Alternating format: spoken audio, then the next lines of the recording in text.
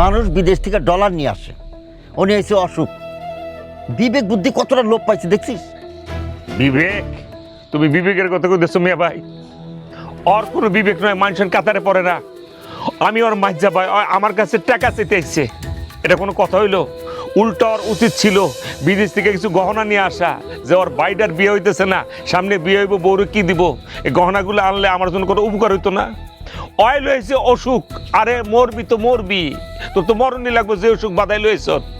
তুই ওহেনি মূর্তি, insurance company এই ফ্যামিলিতে টাকা দিত, বিদেশে মরলে আমরা যখন টাকাটা পাইতাম ফ্যামিলিটা উঠতে গেল না নে।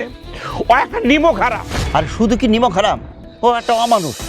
অমানুষ যদি না হইব তাহলে পুষ্পর জন্য একটা সীতাহার নিয়ে আসতে পারতো না? আরে নাই, নিয়ে আসছে কি তেল, ছুটা, শ্যাম্পু, এইগুলা। এগুলো আমি রাখি নাই, সমস্যা তো হইতে পারে, বুঝিস নাই? আমি বেঁচে দিছি।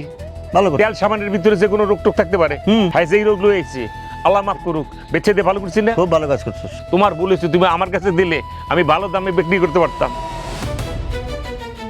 আফসোস আফসোস, কি পাপ করছিলাম, এই ধরনের ভাই আঙ্গ কপালে জুটছে।